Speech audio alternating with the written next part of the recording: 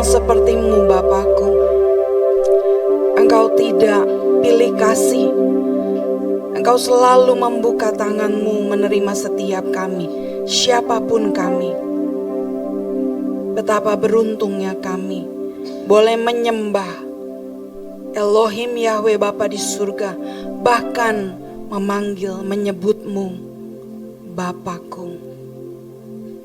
Terima kasih Bapa, terima kasih Tuhan.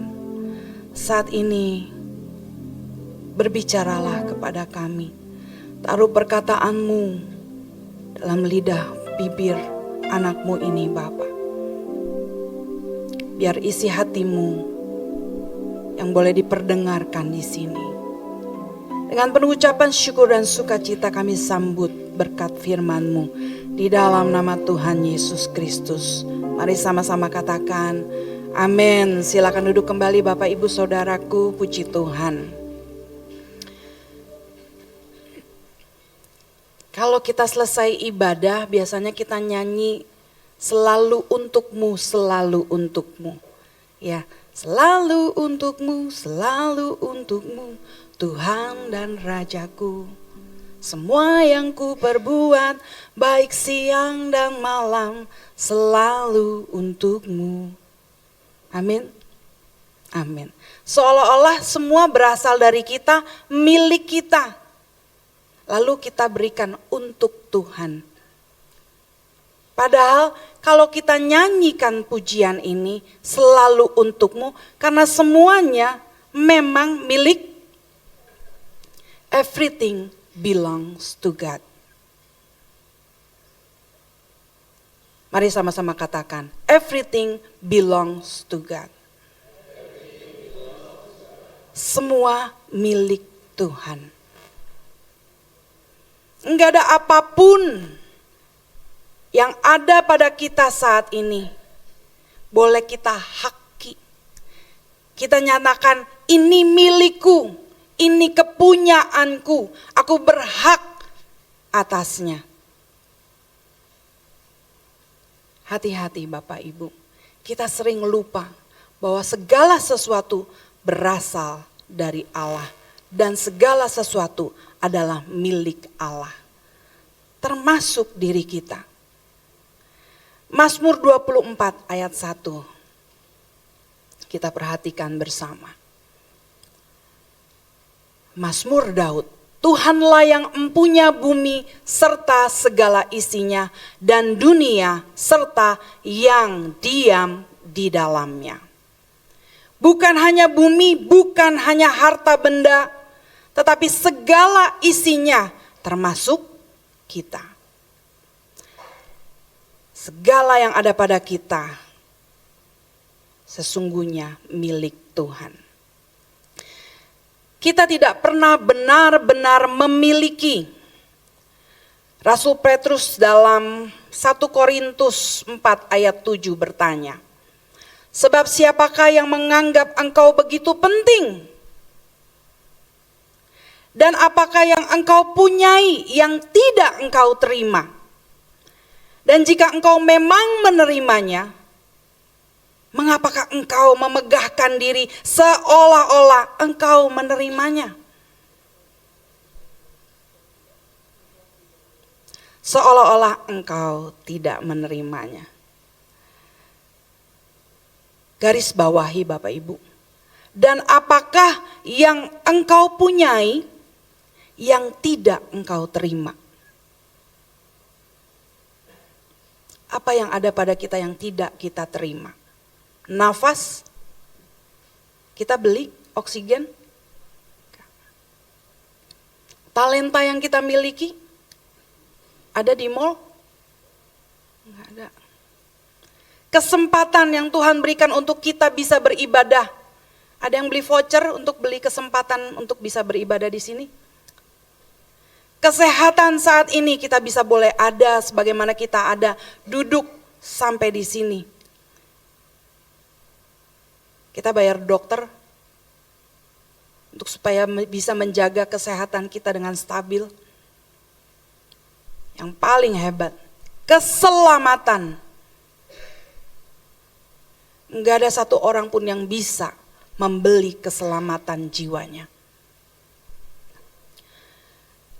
Raja Daud menyadari hal ini. Ketika bangsa Israel memberi persembahan besar untuk pembangunan bait Tuhan. Dia berkata dalam 1 Tawarikh 29 ayat 14.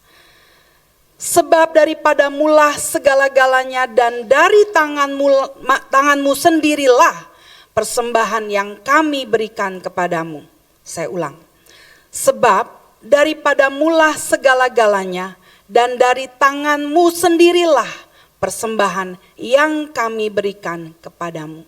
Bayangkan Bapak Ibu Saudara, memberi kepada Tuhan dengan milik Tuhan.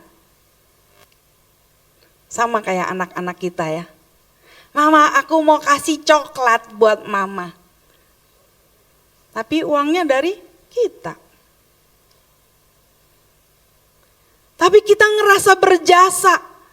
Memberi sesuatu buat Tuhan. So itu punya kita. Dan Tuhan harus balas budi sama kita. Raja Daud sadar waktu bangsa Israel memberi persembahan besar bukan kecil buat pembangunan bait Allah. Dia berkata, itu pun milik Tuhan. Bapak Ibu sadari, kita ini hanya pengelola, bukan owner, bukan pemilik. Ya.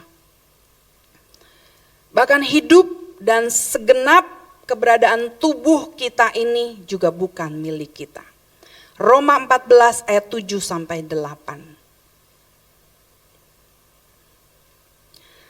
Sebab tidak ada seorang pun di antara kita yang hidup untuk dirinya sendiri. Dan tidak ada seorang pun yang mati untuk dirinya sendiri. Sebab jika kita hidup untuk Tuhan. Dan jika kita mati untuk Tuhan. Jadi baik hidup atau mati, kita adalah milik Tuhan. Lebih tajam lagi ada tercatat dalam 1 Korintus 6 ayat 19 sampai 20. Kita tidak perlu buka, ayat yang sungguh populer, familiar buat kita. Saya garis bawahi saja satu kalimat yang kamu bukan milik kamu sendiri. Kamu, saya dan Bapak Ibu Saudara telah dibeli dan harganya lunas dibayar. Enggak nyicil.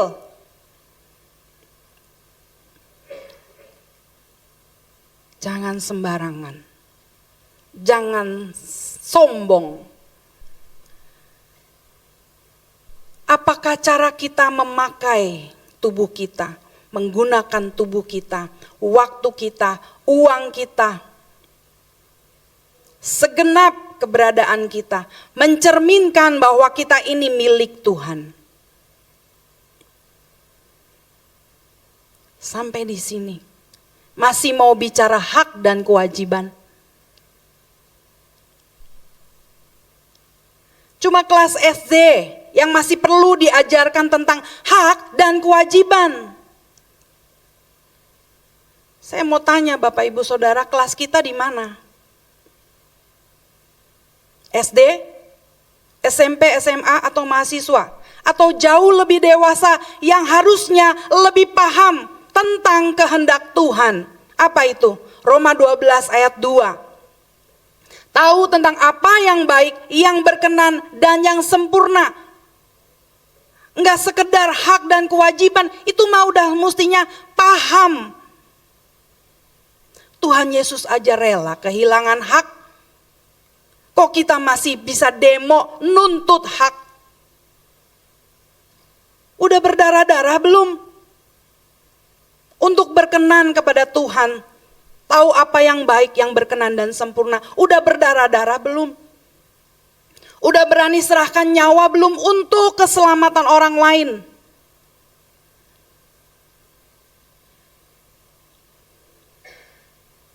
Maaf, saya agak emosi. Karena kadang kita memang gak tahu diri. Kita ngerasa berhak mengatur hidup ini. Mengatur uang suka-suka kita. Orang yang belum mengenal kasih karunia Tuhan dan merasa memiliki dirinya sendiri yang masih mempersoalkan hak dan kewajiban, khususnya dalam pekerjaan Tuhan. Dan biasanya orang-orang seperti itu enggak rela lihat orang lain lebih nyaman, lebih dihormati, lebih makmur, lebih tenang hidupnya. Sementara dirinya merasa paling teraniaya, paling capek sedunia, paling berkorban, dan ujung-ujungnya paling gampang protes, komplain. Berontak, enggak rela ada di posisi itu. Biasanya orang-orang seperti ini cuma jadi benalu di gereja. Yang tidak berkontribusi atau mungkin sedikit kontribusinya. Bicara kontribusi di sini bukan cuma bicara uang Bapak Ibu, tapi kehadiran, kepedulian, doa.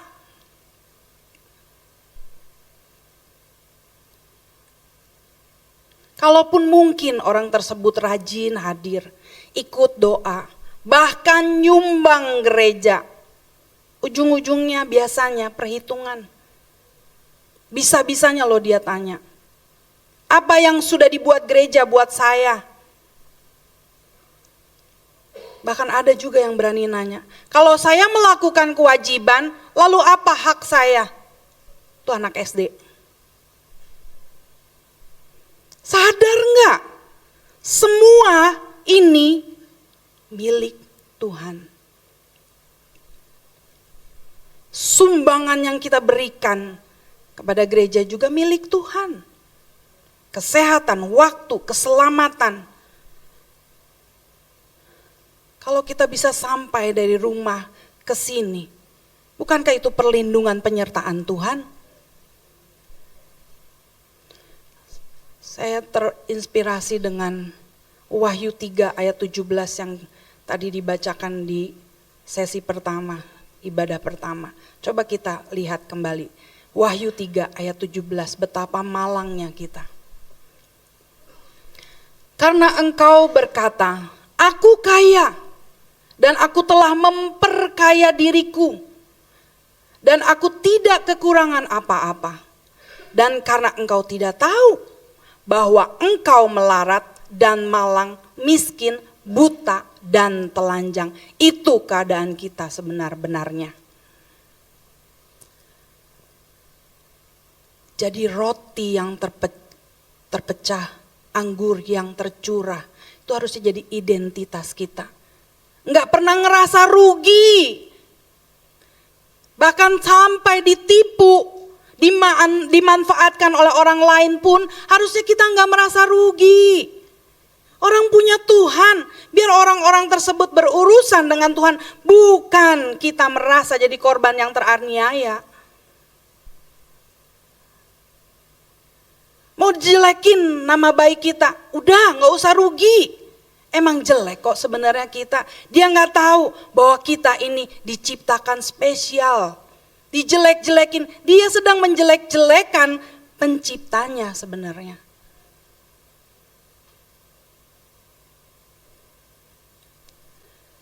Harusnya jadi roti yang terpecah, anggur yang tercurah. Memberi hidup itu menjadi identitas setiap kita. Bukan beban. Bukan merasa teraniaya. Rasul Paulus mengingatkan perkataan Yesus dalam Kisah Para Rasul 20 ayat 35, kita gak perlu buka. Saya garis bawahi, adalah lebih berbahagia memberi daripada menerima. Kenapa bisa berbahagia? Apa yang membahagiakan? Karena kita sedang mencerminkan siapa pemilik kita.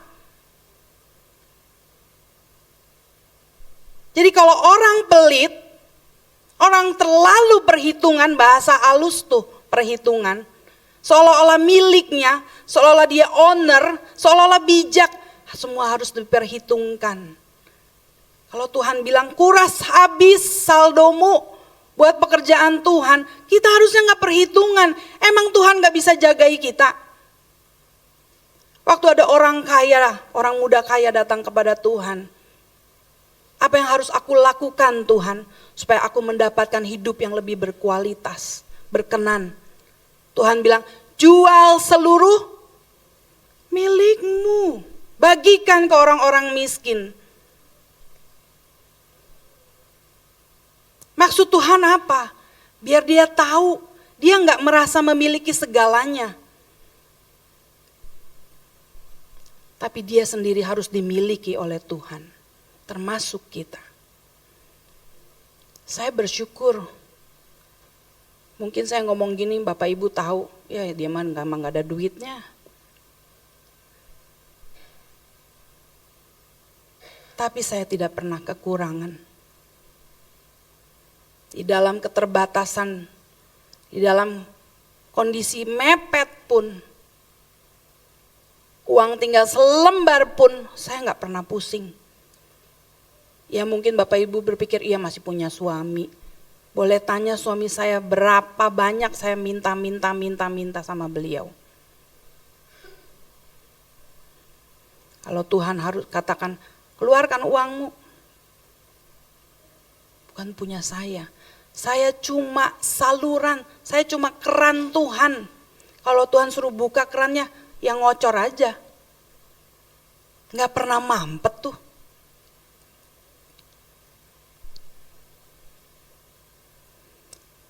Bapak Ibu, Tuhan itu gak butuh uang kita. Gak butuh harta kita. Tuhan mau bentuk hati kita dengan apa yang Tuhan percayakan kepada setiap kita. Setialah dalam perkara-perkara yang kecil, Tuhan akan percayakan perkara-perkara yang besar. Kalau semua kita sadari bahwa semua ini milik Tuhan, kenapa kita masih perhitungan? Itu tadi, dalihnya kita harus bijak. Bijak mungkin dalam arti ya, tidak sembarangan menghamburkan uang, nggak buang-buang waktu. Tapi kalau mau jujur sebenarnya pelit waktu, rugi saya. 3 kali ibadah, nggak dapet apa-apa.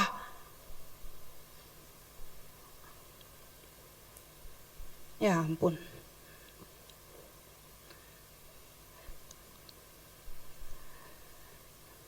Emang kalau datang nambah gitu, cuma nambah angka doang kali jadinya. Pelit waktu, pelit tenaga, udah pasti nantinya pelit uang. Bahkan gak rela nyawanya diserahkan buat orang lain. Makanya orang yang seperti itu gampang tersinggung. Masih mau dihormati, diwongke. Orang udah buat baik, gak tahu terima kasih. Tahu gak saya nih pendeta? Tahu gak saya nih pemimpin? Selayaknya harus diperlakukan sebagaimana mestinya. Kita ini harus rendah hati Bapak Ibu Saudaraku. Mau pendeta, mau pendeti, siapapun kita. Sama di hadapan Tuhan, kita milik Tuhan. We are nothing. Everything we have belongs to God.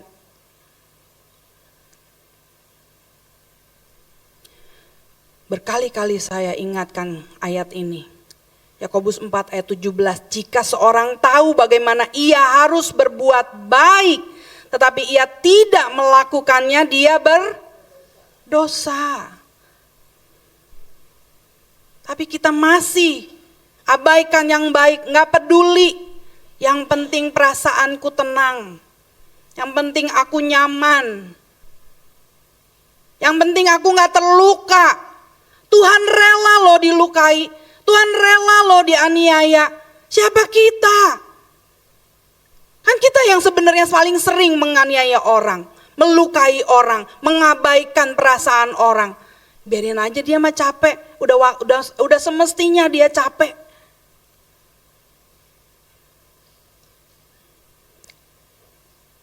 Saya sibuk, saya banyak urusan. Sepenting itukah kita? Tadi Rasul Paulus, seberapa penting sih kita? Ketika Tuhan titipkan berkat di sini enggak cuma sekedar uang Bapak Ibu, kesehatan, pekerjaan, keluarga yang harmonis, baik, terjaga. Semua yang Tuhan titipkan kepada kita, semua itu bukan dan seharusnya tidak boleh berhenti sampai di kita. Untuk kita nikmati saja. Tapi selayaknya, seharusnya semua itu harus mengalir dan dinikmati juga oleh sesama kita. Kalau hidup kita mencerminkan siapa pemilik kita, orang lain bisa rasa anggur yang tercurah, roti yang terpecah dari hidup kita. Kita gak akan pernah jadi orang yang egois, selfish.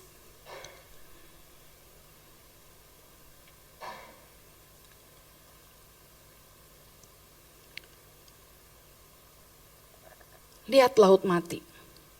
Dia hanya menerima aliran sungai.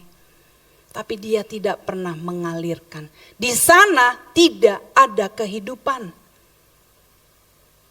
Saya katakan, gak mungkin ada di surga yang namanya orang pelit, orang perhitungan. Karena di sana gak ada kehidupan. Seperti laut mati.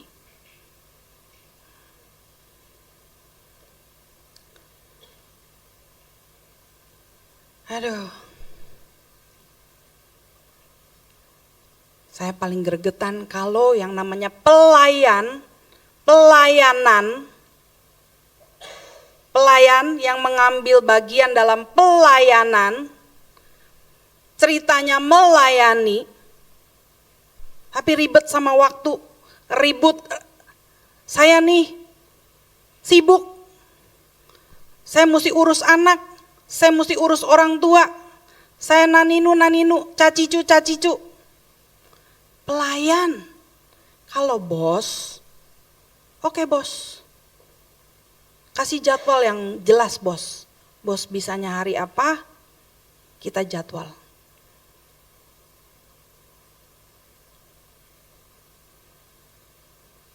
Tapi pelayan di tempat ini dengar baik, dengan kapasitas saya sebagai ibu rohani, ibu gembala. Kalau sadar menempatkan diri sebagai pelayan, bukan sedang melayani gembala loh. Gembala juga sedang melayani yang maha agung. Bos kita yang tidak terlihat. Apalagi yang namanya pengurus. Enggak waktunya lagi diurusin. Namanya pengurus, ya kerjanya mengurusi kebutuhan jemaat. Apa yang Tuhan ingin dia lakukan lewat aku jadi berkat. Mendoakan, membuka telingaku, membuka hatiku, memeluk orang yang perlu dipeluk. Jangan menjauh, menyendiri, eksklusif, gak bisa tersentuh, untouchable. Jangan sampai ada orang yang bilang, lebih gampang ketemu Tuhan daripada ketemu dia. Sesibuk itu.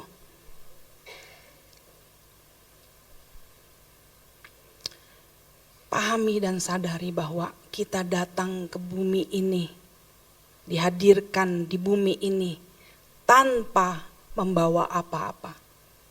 Dan satu kali nanti kita pulang, kita juga tidak membawa apa-apa. Ayub 1 ayat 21, Tuhan yang memberi, Tuhan yang mengambil, terpujilah nama Tuhan. Sadari Bapak Ibu, jangan sombong, jangan lupa diri, jangan perhitungan lagi. Tuhan pasti menuntun. Makanya kembali ke Roma 12 ayat 2 tadi. Ayo, jangan menjadi serupa dengan dunia ini yang so sibuk.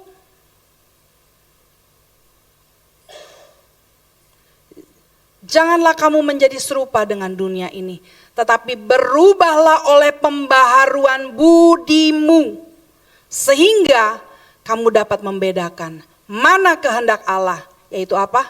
Apa yang baik, yang berkenan kepada Allah, dan yang sempurna. Ini harus jadi PR utama kita.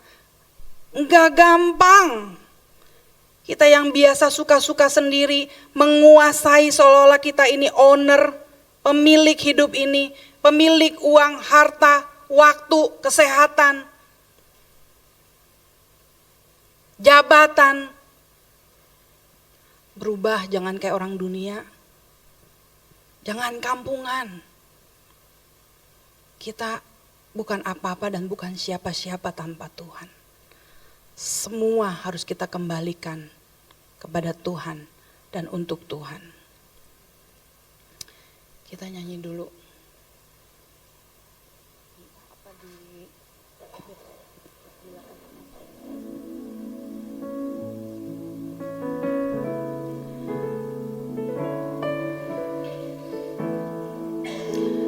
Bila ku hitung-hitung segala berkat-Mu Tuhan, tak terhitung, tak terkira semua yang telah Kau beri.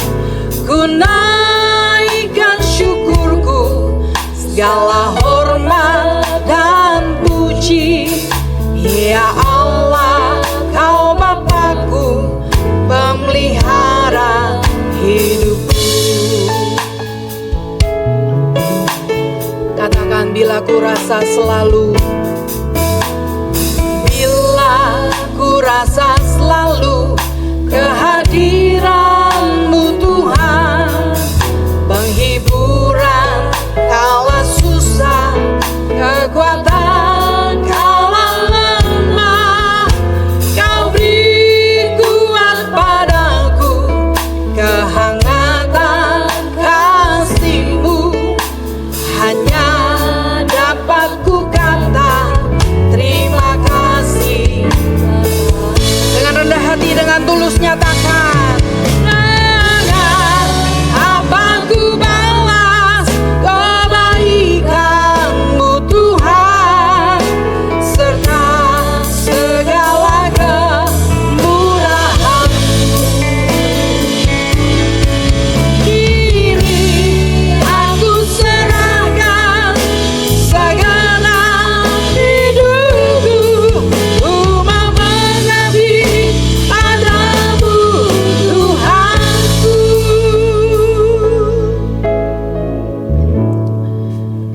Semua yang Tuhan lakukan,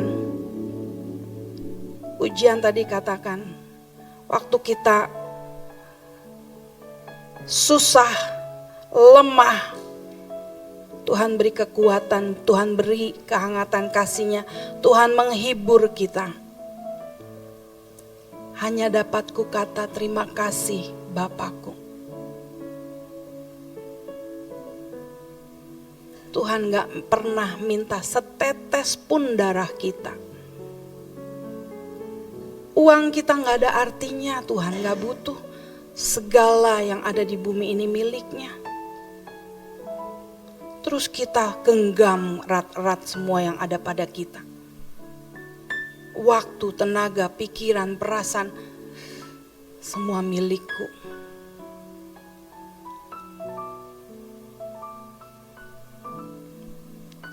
Siapa kita? Jangan atur hidupmu suka-suka. Biar Tuhan izinkan pemilik hidup kita, the owner, yang mengatur kita. Supaya kita gak pernah menyesal. Harta yang sesungguhnya itu nanti, bukan yang ada di sini, yang ada pada diri kita. Nanti Semua yang ada di sini milik Tuhan. Semua ini milik-Mu. Semua ini milik-Mu. Semua ini milik-Mu, Tuhan. Kau ciptakan untukmu. Dari semula Kau jadikan semua oleh tangan-Mu yang berkuasa. Amin. Juga diriku Kau bantu. Amin. Hidup ini bagi dengan tulus, dengan rendah hati. Semua milik-Mu, ya Allahku, Bapakku. Semua ini syukur bagi-Mu. Semua ini milik-Mu, Tuhan. Kau ciptakan. Lagi nyatakan semua milik-Mu. Berurusanlah dengan Bapa pemilik hidup kita yang sudah menyelenggarakan keselamatan, karya keselamatan dengan menyerahkan putra tunggalnya demi hidup kekal Bapak Ibu Saudara dan saya. Amin. Sekali lagi bersama nyatakan semua ini syukur ya Bapa. Amin. Amin. Semua milik-Mu.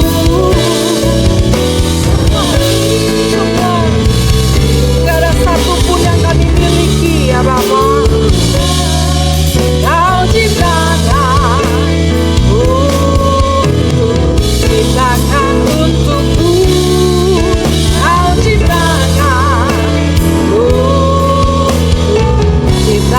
untukmu. Kau ciptakan untukmu. Mari ambil waktu sejenak Bapak Ibu, setiap kita jujur di hadapan Sang pemilik kehidupan. Bapa yang selalu memaklumi kebodohan kita. Bapa yang begitu sabar melihat kita, menghadapi kita. Yang keras kepala, tegar, tengkuk, angkuh dan sombong. Padahal nasib kita sebenarnya miskin, malang, telanjang. Kita tidak punya apa-apa selain Tuhan. Ampuni setiap kami Bapa yang masih hidup sembarangan, buang-buang waktu, hamburkan uang untuk kesenangan kami. Tapi dalam pekerjaan-Mu kami tidak menyisihkan, kami hanya menyisakan. Termasuk waktu kami menyisakan waktu untuk bertemu dengan Engkau. Ampuni kami Bapa, ampuni kami.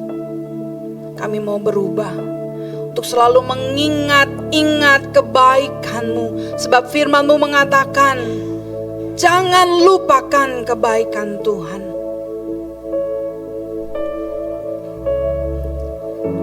Buat kami menjadi orang-orang yang sungguh tahu diri, rendah hati, takut akan Tuhan. Terima kasih Bapa yang baik, terima kasih. buat firman.